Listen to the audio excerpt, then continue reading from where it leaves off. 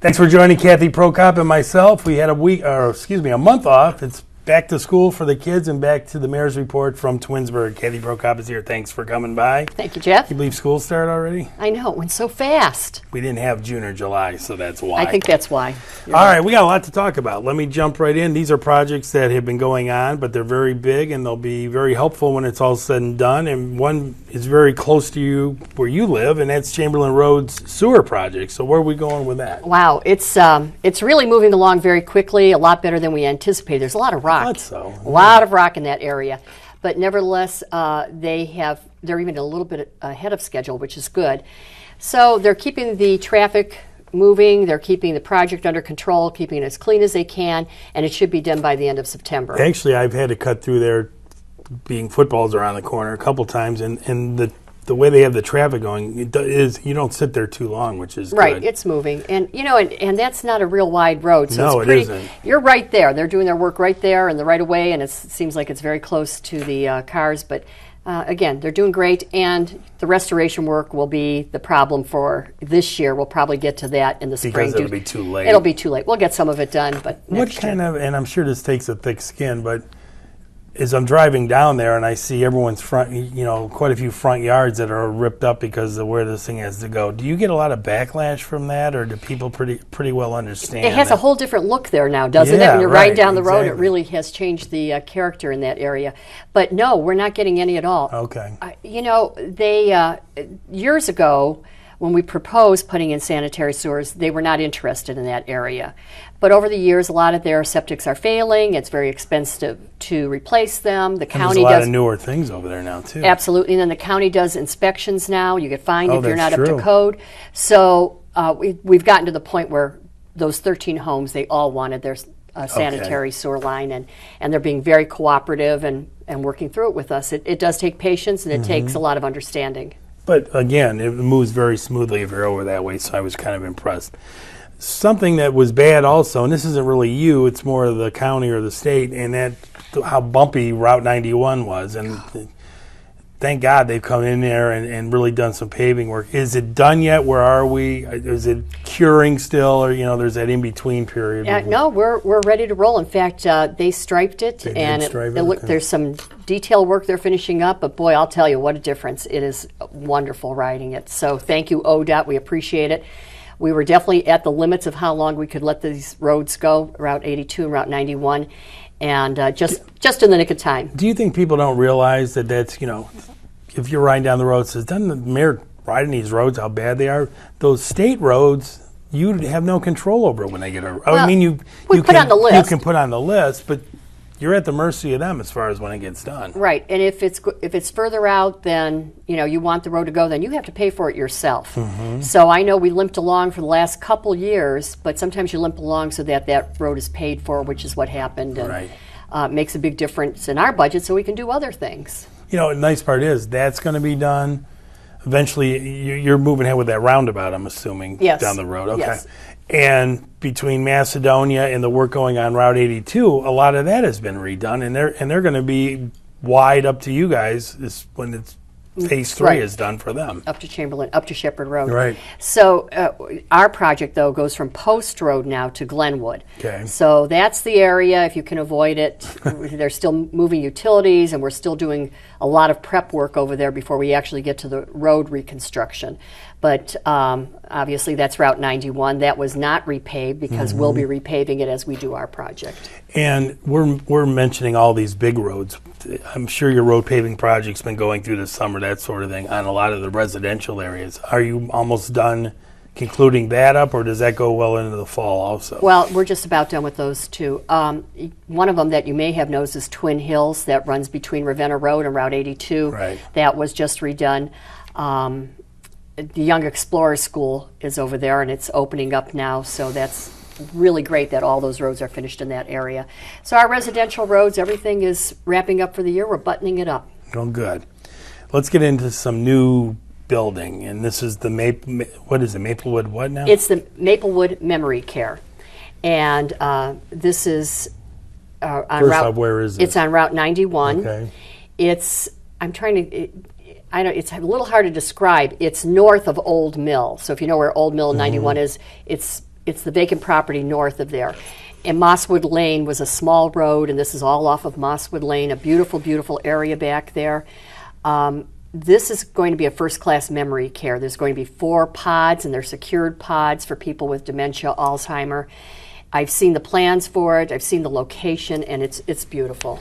You know, and I know Miglerini and Macedonia officials have really added that kind of building into their area the last few years, where a lot of places didn't have this.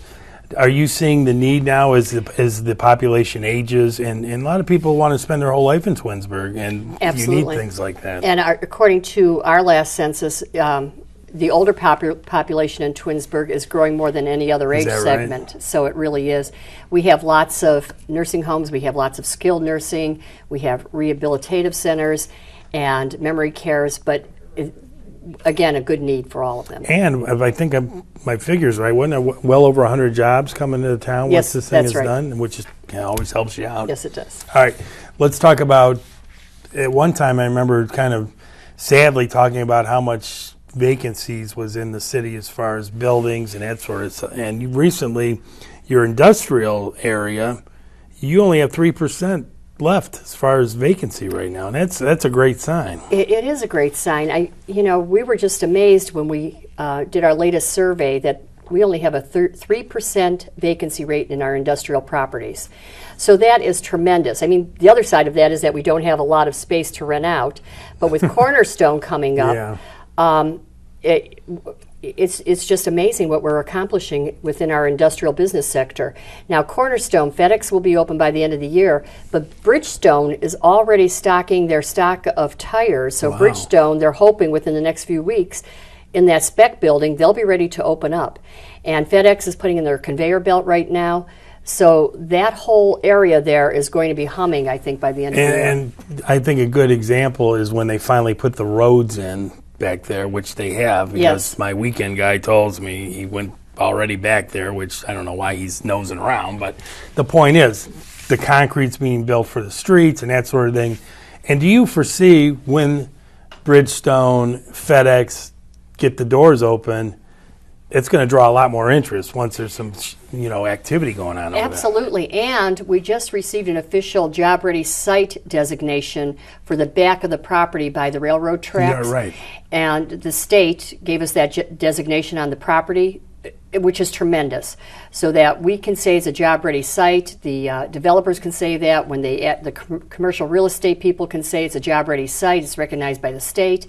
And we'll get a lot more coverage, a lot more interest in that property. And that was one of the most attractive parts of it, was it was conducive to rail. It has rail there. Right. So that's really a good place for manufacturing, a more heavy manufacturing than what we have going on this side. But with 167 acres, we're probably with a little less than 100 acres left. So there's lots of property there to be developed. Right. But our established areas, to get back to that again, a 3% vacancy rate, that's the lowest we've ever had. Mm-hmm. And from what we hear, it's probably one of the lowest in the entire area. And when you think back of how sad it was when Chrysler left, it looked pretty bleak there. And to be at this other end certainly feels much better than the other way. It did. I think we do a good job marketing our city, not just the commercial real estate people, but our residential real estate people. When I talk to them, they say that the houses in Twinsburg turn over pretty quickly. And again, it's just because we're a great place to live. I really, truly believe that. Throw in the library, the schools, and everything else. And right. Well, congratulations. That's great that things are really booming over there. Let me get into, let's review. And I was at the Twins Day Parade because I hadn't been there in ages, but I figured the number 40 was pretty important. Yeah. They had a big weekend and a perfect weather weekend. They did. It was great. And over 2,000 sets of multiples registered. I look back at all of those events that they have every year. They have the big Twins Day Festival, and people come from all over the world. And I think to myself, why? It's got to be more than just being twins. Mm-hmm. It's fun, it's funky. It's just such an unusual, such an unusual theme that it attracts so many people, and it's a great time. And being that it was a landmark 40th, I'm sure they got a few that may not have gone for a while either. But you're right, I saw Japan, Australia, Sweden, I think. Bolivia. You're talking not just down the road Australia, yeah. It's amazing. And you have fun. You get to meet people from different areas, and it's just an amazing, amazing event. Okay. Let me ask you about, is the CIC, and we've talked about them a few times, do they continue doing work behind the scenes now as far as mainly the square, I think is what the main focus is on, and any budging as far as what's happening with this old school or anything? Have you heard anything? I know they're still doing asbestos maybe, or has that been done? Asbestos is the next project, the removal from the building. And again, we're still trying to secure money for the asbestos removal. So we're working on that. And that's not cheap either. No, that's an expensive undertaking. The CIC, though, continues to meet. They continue to talk to investment people and developers and the property owners, trying to put together a viable project for the redevelopment of the square. And we're all hopeful that someday it'll happen, but it's a big job. And I saw an article that was kind of, I think, giving an update on them and what properties the city would have to obtain to really do their focus down the road. And I mean, we're talking the bank over there, I think, was one of the properties. Yes. I mean, it isn't just let's buy this guy's yard that he's lived at. There's businesses there. How do you go about securing that? That's been the problem all along. It's that whole southeast quadrant, and basically from the post office all the way up to Route 82. That was another thing, right? We'd love to get the post office involved in the project. But anyway, there's so many parcels that need to be assembled. The city cannot do it on its own. We're not a real estate agent. We don't have that kind of money to purchase all those properties.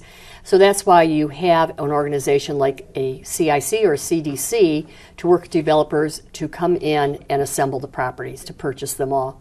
And that's where we're at right now.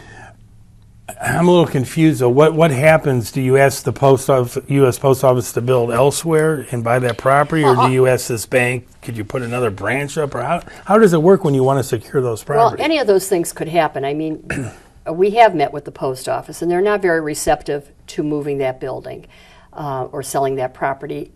And really, I think that the post office building is so large, it's not kept up very well. I get complaints all the time about that post office property. And I think if we were able to incorporate it into this overall project and relocate them either to another location across the street or into the new project, right. It would be a better situation for all of us. But that's my opinion. But also, are you in the sad boat of there are $1 zillion in the red as it is, the U.S. Post Office? Why would they want to invest and build a new building when they're having so much trouble nationally? I guess, but why not divest yourself of a piece of property that's big, is that big, and probably has a lot of overhead. But again, my opinion. Right. But yes, as far as the bank, that would be an ideal thing, is that if the bank would relocate into the new project. So it'll take years. There's lots of discussion. There's lots of negotiations that have to take place. But those are all scenarios of what could happen. But this is what you have to do leading up to those years when they do make those decisions. This is what takes the longest. This is what takes so long, and that's why you have to have an organization dedicated to making it happen, because otherwise it's not going to happen.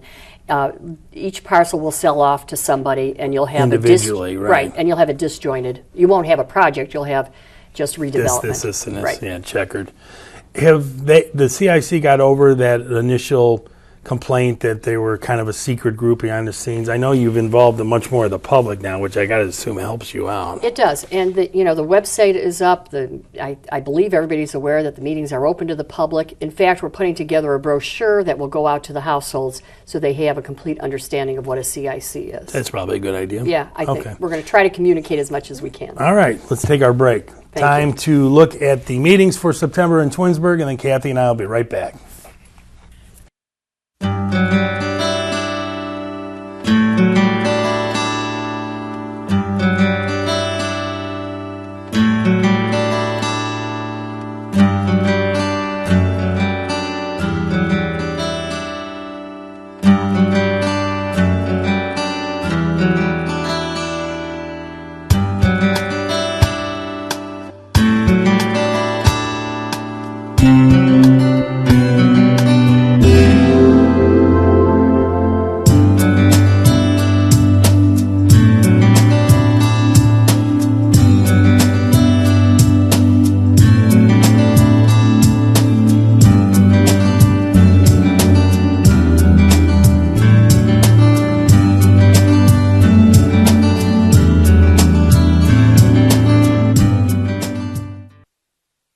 back with Kathy Prokop, and I want to talk about, I don't think people like this get enough good press, or any press, really. The Emergency Assistance Center, there's a couple of them, and I think there's one in Twinsburg, over here in Northfield Center, but they all work hand in hand. They recently had their Fill a Bag. Feed a Family. Or Feed a Family and Fill a Bag, and, yes. and they were able to, this was mind-boggling, the amount of food they were able to get together. Do you want to put a plug in for the... I absolutely will, because Bruce Harris started this organization called Food to Share. And he implemented a program in the businesses that they're given a given week where they fill bags up of food, and then volunteers come in and collect it, and that food goes to the Emergency Assistance Center. Okay. So it started with Food to Share. And then he grew to another program called Fill a Bag, Feed a Family. Started it in Aurora. They did it, I think, right. earlier in the year. Yeah, they did. And we did it just a couple months ago in the city of Twinsburg at the end of June. And we collected over 24,000 pounds of food. It was an incredible week. The amount of volunteers, I was just amazed. There were over 300 or 400 volunteers. And I got to think, the emergency assistance centers, when the kids are off of school and they're not eating at school, the people that need the food is in the summer, and that's when probably the supply goes down. So it's a perfect time to restock right. their shelves. Absolutely right. The pantries, the food pantries, really have high demand during the summer seasons. So we were amazed at how our community stepped up and not only volunteered but donated food. A local company donated their warehouse for 3 months to stock the food, so that as supplies are needed at the Emergency Assistance Center, they have a location to take them from.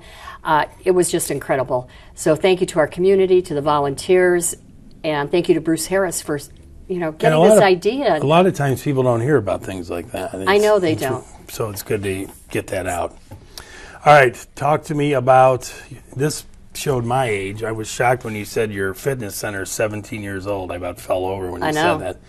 So when any building gets to be closer to 20, you have to do some repair and that sort of thing. And I didn't know this has been ongoing. You just did something with your indoor track, I believe? We did.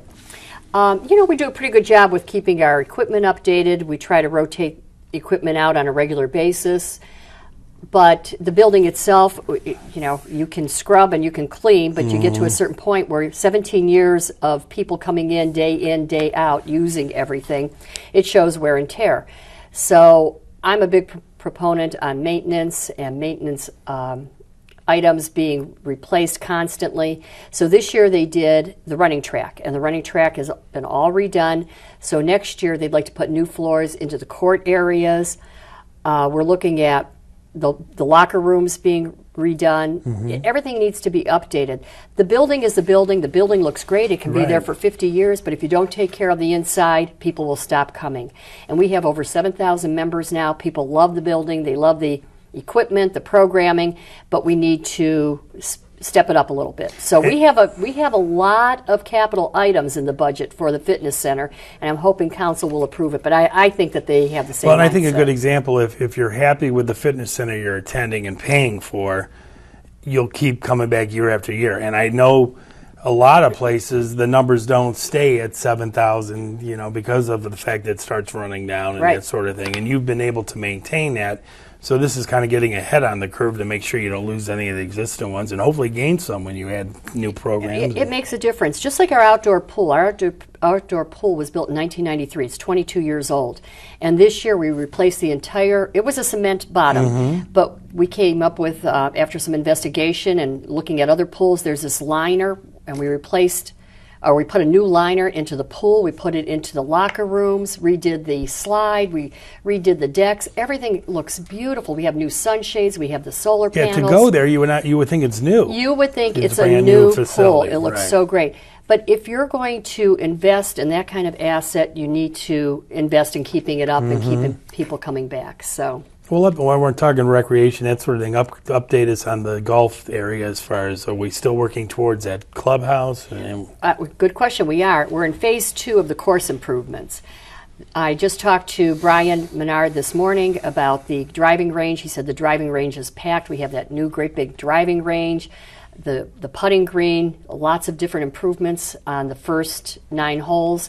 So now we're working on hole 10. We're doing tee boxes. the irrigation system on holes 10 through 18. So the course improvements are underway, but so is the clubhouse. The clubhouse is going to be presented to council. They just went before Planning Commission. They just went before ARB. They're going to council tomorrow evening. And council will look at that clubhouse, make some decisions on if they want to go ahead and bond it, find the financing for it. You know, and just the few that I've talked to sound like they're pretty much on board for this. And it is the way to go as far as maybe making some money, you know, because it is subsidized a lot, I suppose. Yes. But you get banquets and wedding receptions and golf outings and that sort of thing. Eventually, that brings some nice income in for it, too. It will. The banquet center, the hall, is proposed to hold about 220 people. Good size. And then you have a restaurant, which will be open all year long, the pro shop, a snack bar. We get requests all the time, even for business spaces, for locations for people to hold business meetings or seminars, and this would be a place that could be done also. So that is in the pike as far as being discussed by the council real soon. Absolutely. The site plan, the elevations for the clubhouse, the interior of the clubhouse, that's all ready to go to council. And this just popped in my head, don't ask why, it's stupid. Going back to the rec center, is that sandwich shop doing well? I think so. I haven't had a report on it lately, but I don't hear anything. But I know they made the change, and that's why I never asked you since then. Yeah, I think they're doing pretty well because Derek was just talking today about adding some additional tables. So I think if you're adding more seats, it probably means it's doing well. Speaking of Derek, he wound up yet another successful Rock the Park season recently. Ended with the biggest concert of the year. Oh, is that right? Yeah. The Bon Jovi group? It was Bon Jovi and Journey cover bands. Okay. And it was a beautiful evening. He said... I wasn't able to attend that night, and I go to most of them. But anyway, he said the place was just packed. It was rocking. It was a beautiful evening. And, again, the biggest one of the... And while we're on the subject of that, I wanted to mention, again, going back to that Cost of Freedom, a lot of the favorite weekend deal as far as that goes was that Pops concert. A lot of feedback that I saw online was people raving about the Cleveland Pops Orchestra they had, too. What an opportunity. I mean, there's so many people that have not been able to experience the Cleveland Pops, and to bring it to your community. And we brought a busload of veterans from the VA hospital. Mm-hmm. They sat in the first couple rows right in front of the Pops at the concert. It was an incredible experience. Something that will probably continue again next year, I'm assuming, because it's so successful now. We do have this was our third year with the Cleveland Pops. Right. And they love the venue. I'm just talking Rock the Park. Oh, Rock the Park, yeah, absolutely. Definitely. Okay. Tell me about the Cleveland Clinic. Just opened something recently, too, that was on the board from the minute they said they were going to move in there. They opened a 1.5-mile Rasinger Community Trail. And the Rasinger family, of course, were the big benefactors for the trail. It's a beautiful trail. The Cleveland Clinic, they believe in healthy lifestyles, whether it's through healthy eating, through exercise, and for them to install this hiking path on their property, invite the community in. Is that for both staff and rehab for people that need to get out and walk around? Is it open to both? It's open to them, and it's open to anybody who wants to go and walk that trail. So even if you wanted to go there, you can go there. And you can too. We'll have to walk someday. But you just go up and park your car, like on the far side of the parking lot, and access the trail. That was a huge selling point, though. I remember when they came in and said they were going to do that. I remember that being at like the top of their list of things they wanted to get done over there. And again, they had to find the right people to help fund it for them, and they got lots of benefactors. Didn't take long. And they did it. Okay. Tell me about this aquatics team of yours, because I understand they're pretty amazing. This is the second time they've done this recently, and they took the states for the competition in life saving. So we're very, very proud of them. They have extensive training there. Brandon Burns does a great job, safety first, and has well-trained lifeguards. Yeah, I would say these are the people that handle your rec center, handle your outside pool. Absolutely. And the thing there is there's always some kind of upgrades being done, so I'm assuming he's got to stay on top of the latest CPR techniques, et cetera. He does. In fact, one of the things that I forgot to mention is that the Red Cross did an unexpected visit, and so you're not aware that they're there, and they were there one afternoon. And again, we ranked very, very high in their inspection and won this North Ohio Regional Lifeguard Competition. So congratulations to them. Right. And another thing that spills into how you finish so high every year in the Cleveland Magazine, and let's get into Money Magazine now, because they also ranked you? Well, we've been in the top 10 of Cleveland Magazine for many years, and I think we were number 36 last time in Money Magazine, but this year we were number 22 of the 50 best places to live in the country. So number 22 is pretty darn good, and we are very, very excited. As your months go by and we get closer to you being done, you're going to miss a lot of it, but I'm sure there's a lot that you're not going to miss about the job. However, watching the city grow and get all the kinds of these accolades along the way, and I know you're very modest, you don't take credit for all this, but it's got to be very self-satisfactory knowing I have a great aquatics team if you were to have an issue with our pool. We have a great library, it's ranked number 1. You have so many different things on top of the obvious, very safe city, very good schools. It's very impressive that it's good. It would be a good time to leave because, you know, you're really at a spot where everything's doing well. I'm very, very proud of the community. When I saw that ranking in Money Magazine, I was just delighted. Mm-hmm. The first thing they mentioned, of course, is education, because as your schools go, your cities go. Yeah. And we have a first-rate education system in the Twinsburg City School District. One of the things that they mentioned are the activities, the accessibility to things like hiking trails. Yeah. Every one of our residential areas can access a hiking or a biking trail or a park system. We have over 2,000 acres of parkland, and we purchased over 1,100 acres in the last 16 years. Right. So that system more than doubled. We're very proud of the senior programming.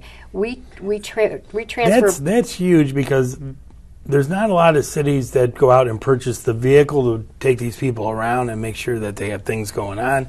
They have their own facility where they're able to do their own thing and have speakers come in and help with identity theft and things along. It's very rare, but on the flip side, you got a senior group that's very active and I put their meetings up every month. They're constantly doing something. Always. And again, that van service that we have, we take them within a 10-mile radius to doctors, 5-mile radius for shopping. We do over 7,000 senior trips a year. Mm-hmm.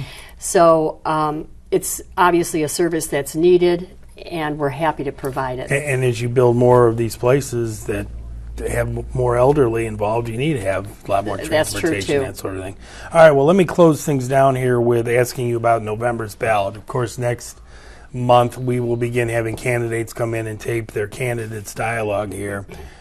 But there are still a handful of issues that appear other than candidates, and most of the time it's rezoning, and I don't think it's any different this time. Is that correct? We have rezoning issues, and these are city rezoning issues, a property that the city owns, and we're looking to rezone it into into residential, especially right next to the golf course over there. We have a lot of commercial in the city of Twinsburg. I really would like to see this go residential. It would mirror the condominiums that are already built around the golf course. So I think it would mesh really, really well in that area. And with a new clubhouse and a restaurant, it could be a great place to live. Yeah, exactly. And of course, being that it's still a little early, we don't know the numbers of those issues, but next month when I have you on, since you won't be rerunning, we will have those numbers for you at home. Thanks for coming by. Thanks, We are done for another month. Please join us in October as Kathy returns.